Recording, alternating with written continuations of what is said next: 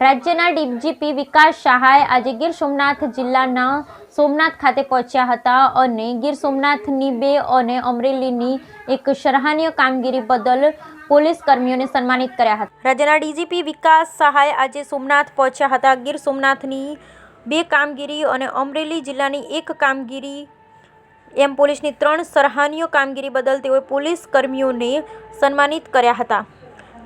તાજેતરમાં વેરાવળ બંદર ખાતેથી 300 કરોડથી વધુ રૂપિયાનું ડ્રગ્સ ઝડપાયું છે, જે સંદર્ભે આજે તેઓ જિલ્લા પોલીસ વડાની કચેરી ખાતે પહોંચ્યા હતા। ત્યારે જિલ્લા પોલીસ સ્ટાફ દ્વારા તેમને ગાર્ડ ઓફ ઓનર સલામી આપવામાં આવી હતી। ત્યારબાદ તેઓએ ગીર સોમનાથ અને અમરેલી જિલ્લા પોલીસની પ્રશંસનીય કામગીરી બદલ બંને જિલ્લાના ઓપરેશનમાં જોડાયેલ પોલીસ કર્મચારીઓનું સન્માન કર્યું હતું। ગીર સોમનાથ જિલ્લા પોલીસના એસઓજી અને ક્રાઇમ બ્રાન્ચ સહિતના કર્મચારી અને અધિકારીઓએ 300 કરોડથી વધુની કિંમતનું જે ડ્રગ્સ ઝડપ્યું છે તે બદલ રાજ્ય સરકાર દ્વારા ₹10 લાખનું પ્રોત્સાહિત ઇનામ પણ જાહેર કરાયું હતું। સાથે આ ડ્રગ્સની માહિતી આપનાર બોટ માલિક અને ખારવા સમાજના અધ્યક્ષ જીતુભાઈ કુહાડા અને કિશોરભાઈ કુહાડા બંને ભાઈઓનું સન્માન કર્યું હતું। કદાચ આ પ્રથમ બનાવ એવો હશે કે રાજ્યના પોલીસ વડા જે તે વિસ્તારમાં જાતે જઈ અને પોલીસ કર્મચારીઓને સન્માનિત કર્યા હતા। સારી કામગીરી કરનાર પોલીસ કર્મચારીઓનું સન્માન જરૂર કરવામાં આવે છે, પરંતુ તેઓને ગાંધીનગર ખાતે બોલાવી અને સન્માનિત કરાતા હોય છે। ત્યારે આ કાર્યક્રમ સંદર્ભે ગીર સોમનાથ જિલ્લા ખાતે પધારેલા રાજ્ય પોલીસ વડા વિકાસ સહાયે પ્રથમ ભગવાન સોમનાથના દર્શન કરી અભિષેક કરી અને ભગવાન સોમનાથના આશીર્વાદ મેળવ્યા હતા। આ પ્રસંગે ડીજીપી વિકાસ સહાય, એટીએસના આઈજી દીપેન ભદ્રણ, ગીર સોમનાથ જિલ્લા પોલીસ વડા મનોહરસિંહ જાડેજા સહિતના અધિકારીઓ ઉપસ્થિત રહ્યા હતા। ગીર સોમનાથ જિલ્લાની સાથે અમરેલી જિલ્લામાં 18 જેટલા ગુનાઓ આચરનાર આરોપીઓને ઝડપી લેવા બદલ અમરેલી જિલ્લા પોલીસનું પણ સન્માન કરાયું હતું। સર્વપ્રથમ તો ગુજરાત પોલીસના વડા તરીકે ગીર સોમનાથના પોલીસ અધિક્ષક શ્રી અને એમના ટીમના તમામ સભ્યોને અને પોલીસ અધિક્ષક અમરેલી અને એમના ટીમના તમામ સભ્યોને ખૂબ ખૂબ અભિનંદન આપું છું। ખૂબ સારી કામગીરી બંને જિલ્લાઓમાં થઈ છે। આપણે જાણીએ છીએ કે ગીર સોમનાથ જિલ્લામાં એક નાર્કોટિક્સનો કેસ થયો છે।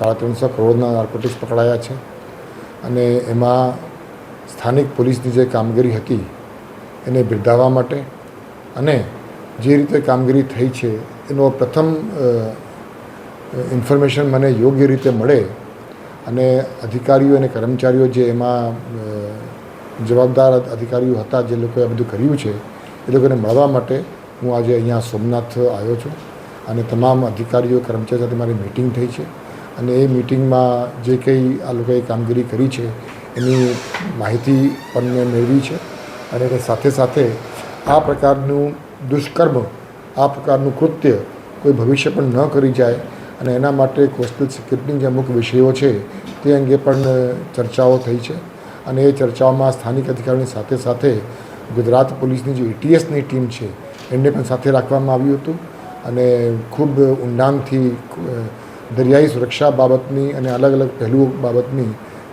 એમાં ચર્ચાઓ કરવામાં આવી છે।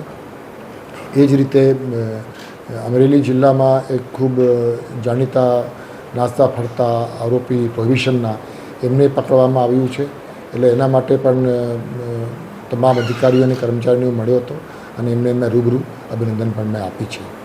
એની સાથે સાથે કેન્દ્ર સરકાર તરફથી પોલીસ સ્ટેશનોની, આખા દેશના પોલીસ સ્ટેશનોની રેન્કિંગ થઈ છે અને એ રેન્કિંગની પ્રક્રિયામાં ગુજરાત રાજ્યની જે પ્રથમ રેન્ક્ડ પોલીસ સ્ટેશન હતી એવા ગીર સોમનાથ જિલ્લાના જે નવી બંદર કોસ્ટલ પોલીસ સ્ટેશન છે એને પ્રથમ રેન્ક મળ્યું છે, જેમાં માનનીય ગૃહમંત્રી શ્રી ભારત સરકાર તરફથી એક પ્રશંસાપત્ર જે આપવામાં આવી હતી એ પ્રશંસાપત્ર પણ આજે મેં એસએચઓને મેં એનાયત કરી છે।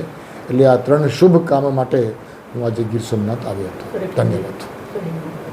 તો મેં કીધું કે ગુજરાત પોલીસના વડા તરીકે મને આ પ્રકારની જ્યારે પણ કામગીરી થાય તો મને ખૂબ ગર્વ અને આનંદની લાગણી થઈ છે અને મને એમ થયું કે બધાને જો મળવું હોય તો હું ગીર સોમનાથ આવીને બધાને મળું, કેમ કે ગુજરાત પોલીસના દરેક અધિકારી, દરેક કર્મચારીનું યોગદાન હોય છે અને એ યોગદાનનું રિકોગ્નિશન યોગ્ય સ્તરે થાય એ જરૂરી છે। બધા ત્યાં ગાંધીનગર આવે એ કદાચ શક્ય ન બને, એટલે મને એમ થયું કે રૂબરૂ અહીંયા આવેલા લોકોને મળીએ અને એ લોકોનો ઉત્સાહ અને ઉમંગમાં વધારો થાય એના માટે આપણે એક કામગીરી કરવાના હેતુથી હું આજે સોમનાથ આવ્યો હતો. Thank you. Thank you.